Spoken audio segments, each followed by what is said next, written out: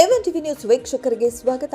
ಅಕ್ರಮ ಜೂಜಾಟದ ಅಡ್ಡೆಗೆ ಲಗ್ಗೆ ಇಟ್ಟ ಕೆಂಚಾರ್ಲಹಳ್ಳಿ ಪೊಲೀಸರು, ಇಬ್ಬರು ಅರೆಸ್ಟ್, ಇಬ್ಬರು ಪರಾರಿ.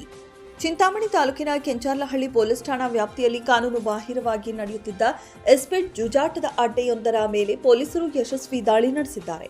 ಕೆಂಚಾರ್ಲಹಳ್ಳಿ ಠಾಣೆಯ ಸಬ್ ಇನ್ಸ್ಪೆಕ್ಟರ್ ಶ್ಯಾಮಲಾ ಹಾಗೂ ತಂಡ ಚಲಮಕೋಟೆ ಗ್ರಾಮದ ಸರ್ಕಾರಿ ಕೆರೆ ಅಂಗಳದಲ್ಲಿ ಹೊಂಗೆ ಮರದ ಕೆಳಗೆ ಗುಂಪಾಗಿ ಸೇರಿಕೊಂಡು ಕಾನೂನು ಬಾಹಿರವಾಗಿ ಇಸ್ಪೀಟು ಜೂಜಾಟ ಆಡುತ್ತಿದ್ದುದಾಗಿ ಮಾಹಿತಿ.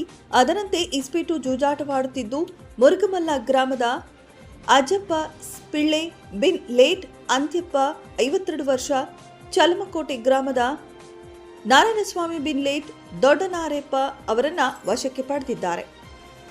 ಇನ್ನು ಮುರುಗಮಲ್ಲ ಗ್ರಾಮದ ನಾರಾಯಣರಾವ್ ಬಿನ್ ಲೇಟ್, ಗಣೇಶ್ ರಾವ್ 50 ವರ್ಷ, ಶಬೀರ್ ಲೇಟ್ ಬಾಷಾ ಎಟ್ ಸಾವರ್ಕರ್ ಬಾಷಾ 39 ವರ್ಷ ಇವರಿಬ್ಬರು ಅಲ್ಲಿಂದ ಪರಾರಿಯಾಗಿದ್ದಾರೆ. ಜೂಜಾಟದ ಸ್ಥಳದಲ್ಲಿ ನಗದು ಹಣವನ್ನ ಹಾಗೂ ಇಸ್ಪೀಟು ಎಲೆಗಳನ್ನು ತೆಗೆದುಕೊಂಡು ಪರಿಶೀಲಿಸಲಾಗಿ ಒಟ್ಟು ನಗದು 1350 ರೂಪಾಯಿಗಳು ಹಾಗೂ 52 ಇಸ್ಪೀಟ್ ಎಲೆಗಳು ಇದ್ದು ಪೊಲೀಸರು ಪ್ರಕರಣ ದಾಖಲಿಸಿಕೊಂಡು ಮುಂದಿನ ಕ್ರಮ ಕೈಗೊಂಡಿದ್ದಾರೆ.